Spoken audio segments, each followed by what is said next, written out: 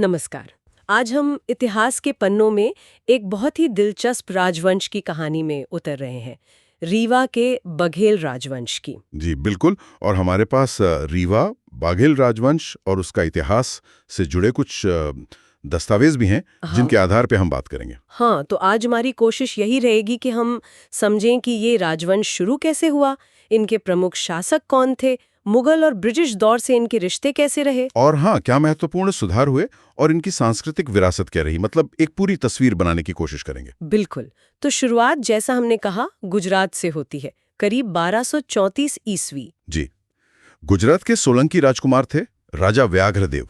वो इस इलाके में विंध्य क्षेत्र में आए और उन्होंने मारफा किले को मजबूत किया। और यहीं से बघेल वंश की नींव पड़ी। हाँ, यहीं से, और इसी वजह से इस इलाके का नाम भी पड़ा बघेलखंड। फिर उनके बेटे कर्णदेव को दहेज में बांधवगढ़ का किला मिला। अच्छा, दहेज में मिला। बांधवगढ़ तो बहुत रणनीतिक किला माना जाता है। ये फिर काफी समय तक राजधानी रहा होगा। हाँ बिल्कुल, काफी लंबे अरसे तक वो उनकी शक्ति का केंद्र था। लेकिन फिर जैसा होता है, वक्त बदला, मुगलों का प्रभाव बढ़ा और उन्होंने बांधवगढ़ पे कब्जा कर लिया। जी, जिसके बाद लगभग 1618 के आसपास राजा विक्रमादित्य सिंह ने रीवा को अपनी नई राजधानी बनाया। ये एक बड़ा मोड़ था। मुगलों से रिश्तों की बात चली है तो राजा रामचंद्र सिंह का जिक्र जरूरी है। 1555 से 1592 तक सुना है कला के बड़े संरक्षक थे। बिल्कुल सही। और ये जानना बहुत दिलचस्प है कि महान संगीतकार तानसेन और महेश दास, जिन्हें हम बीरबल के नाम से जानते हैं, हाँ बीरबल, वो अकबर के नवरत्न बनने से पहले राजा रामचंद्र सिंह के ही दरबार में थे। आप सोचिए रीवा उस वक्त कैसा सांस्कृतिक केंद्र रहा होगा। और फिर तानसेन को अकबर को सौंपने की बात आती है। वो क्या सिर्फ एक तोहफा था या कुछ और? देखिए, वो उस जमाने की कूटनीति का हिस्सा ज्यादा था, शांति बनाए रखने के लिए। और इसके बदले में अकबर ने रामचंद्र सिंह को उपाधियां भी दी। तो ये मतलब एक जटिल समीकरण था। समझ गई।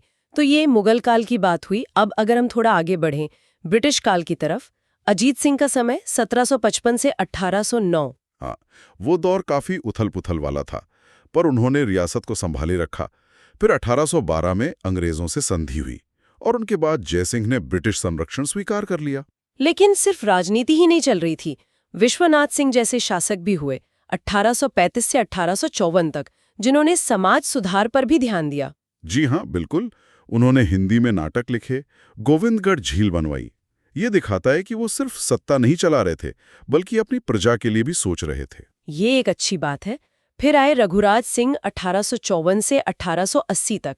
इनका नाम 1857 के विद्रोह से जुड़ता है। हाँ, उन्होंने 1857 के विद्रोह में अंग्रेजों की मदद की थी और इसी के एवज में उन्हें महाराजा की उपाधि भी मिली। ये दिलचस्प है कि कैसे एक ही दौर में अलग-अलग प्रतिक्रियाएं थीं। खैर, इसके बाद तो आधुनिक सुधारों का दौर तेज हुआ होगा। बिल्कुल। वेंकटरमण सिंह और खासकर गुलाब सिंह, जो 1918 से 1946 तक रहे, उन्होंने रीवा को आधुनिक बनाने में बहुत काम किया। प्रशासन, शिक्षा, स्वास्थ्य। अच्छा। हाँ, यहाँ तक कि बैंक ऑफ बघेलखंड भी शुरू किया। किसानों के लिए भी कुछ सुधार किए। तो वो एक तरह से आधुनिकीकरण का दौर था। और फिर 20वीं सदी में रीवा की एक और पहचान बनी, सफेद बाघ। महाराजा मार्तंड सिंह का नाम इससे जुड़ा है ना? जी हाँ, बिल्कुल। मार्तंड सिंह, जो 1946 में गद्दी पर बैठे, उन्हें वन्यजीव संरक्षण में गहरी रुचि थी और 1951 में उन्होंने मोहन नाम का सफेद बाघ पकड़ा। मोहन? हाँ, सुना है मैंने। और कमाल की बात यह है कि आज दुनिया भर में जितने भी बंदी सफेद बाघ हैं, उनमें से ज्यादातर उसी मोहन के वंशज हैं। वाह, ये तो रीवा की एक बिल्कुल ही अनोखी वैश्विक पहचान है। सही कहा। इतिहास सिर्फ लड़ाइयों और संधियों का लेखा जोखा नहीं होता।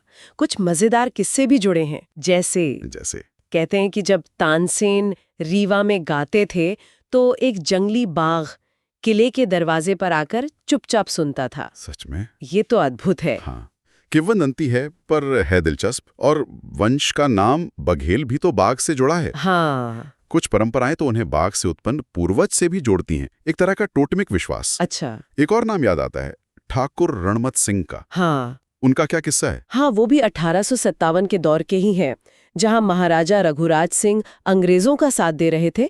वहीं ठाकुर रणमत सिंह ने केवटी किले से उनका विरोध किया।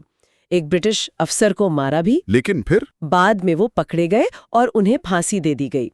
तो ये उसी दौर का एक दूसरा पहलू दिखाता है, प्रतिरोध का। वर्तमान की बात करें तो महाराजा मार्तंड सिंह के बाद उनके पुत्र पुष्पराज सिंह राजनीति में सक्रिय रहे, विधायक और मंत्री भी बने, और आज भी वो सांस्कृतिक रूप से काफी सक्रिय हैं। उनकी अगली पीढ़ी भी सार्वजनिक जीवन में है। तो संक्षेप में देखें तो गुजरात से शुरू होकर बघेल राजवंश ने सदियों तक विंध्य क्षेत्र पर राज किया, मुगलों और फिर अंग्रेजों के दौर से गुजरे, खुद को ढाला।